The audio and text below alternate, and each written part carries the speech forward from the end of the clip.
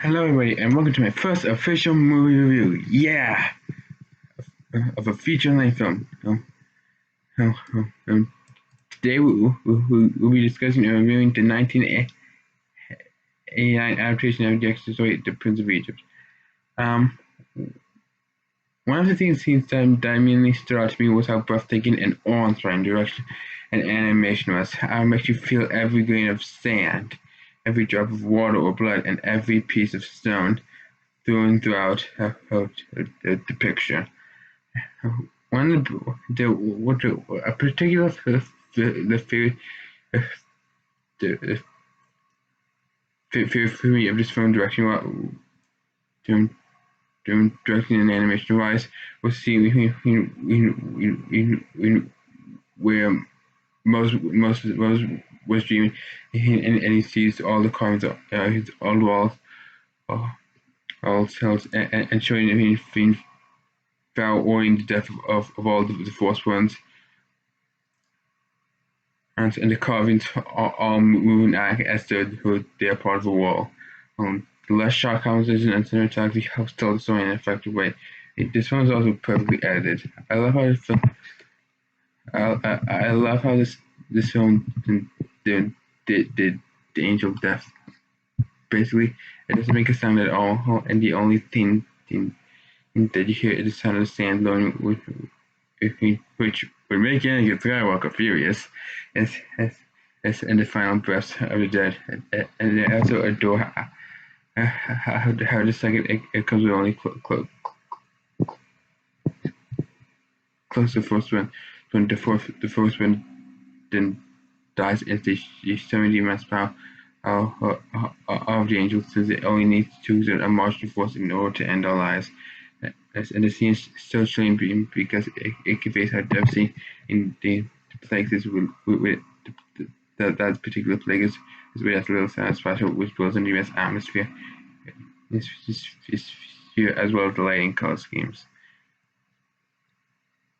And the lighting can also do a great job building on the atmosphere.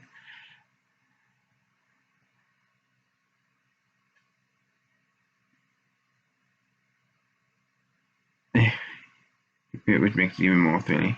I also love how Moses and Ramsey's relationship is developed. I love the first this team and two just riding on their chairs and having we back and forth of of, of Bandit. It really builds on the relationship and makes it more attractive when they have to face each other because at one point they were best films. This film also does a great job with Moses' realization and learning his true identity. With him at first denying it completely, he didn't really see that he is a son of Hebrews, and he sees all the horrible things the Egyptians did to them, and how and how it and he learns that it is his responsibility to help free them. I also love how Ramses is stressed and his insecurity builds up, which is the reason he denies that he was defeating him, but he doesn't realize he's, he's, he's that by trying too hard not to be a weakling, he is becoming the weakling, and that broke the chain. And it also helps the Rouse Plan's performance is excellent. And one thing I loved about it is that you can hear subtle hints that he's really insecure, but doing a great job at hiding it.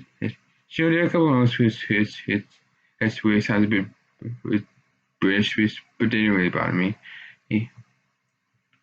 And while he isn't the most brilliantly acted, Moses Valkyrie does a great job between this film's version of Moses. Yes, one really interesting thing is that Valkyrie portrays Moses and God. I love how his voice is firm, but at the same time soft,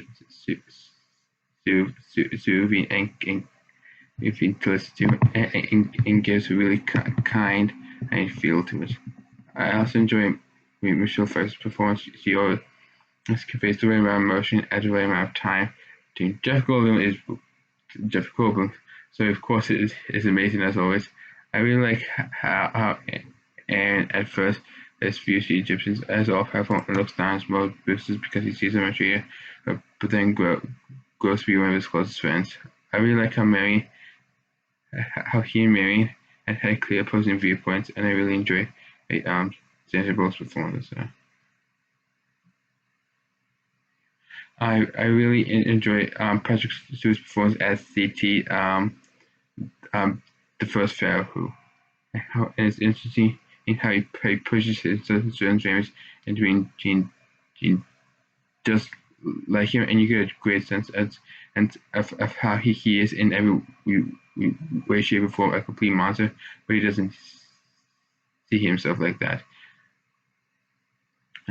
Um, I also really like Dan Glover as Moses' his mentor who guides him into realizing he's really a good person. And the other and lesser characters are,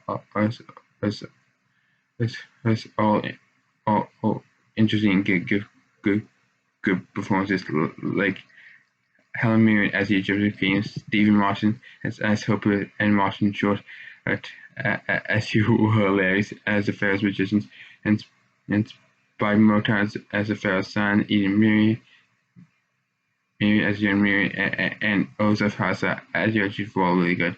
Um, um, this film also does a great job with the pacing and structure, even though they had to cut a lot out of the biblical story. Not a single scene goes too fast or too slow at all. The tone of the movie is also perfect at knowing how to balance its silly and serious moments seamlessly. And this film can occasionally be really funny, especially with all the branded, but at the same time, really a lot of really dark moments showing the horrors of slavery and a surprising amount of death if for an animated film that's PG. This film also has a great point about the way we view ourselves in the world around us. As now it can either make or break us. As every character is viewed as how they view themselves in the world, view themselves in the world is either challenged and confirmed or confirmed. And the top and to top it all off, the music in the film is just orgasmic. I love all songs, especially the plagues and the livers, uh, as, as as they're equally cinematic and sad at the same time. And the score by Hans Zimmer is also brilliant. It feels like ancient Egyptian music, and also cinematically beautiful at the same time. And the sound design for everything was also perfect. In conclusion, The Prince of Egypt is not only a much watched movie, but very underrated. It film, and so far the best DreamWorks movie I've ever watched, and one of the great animated features.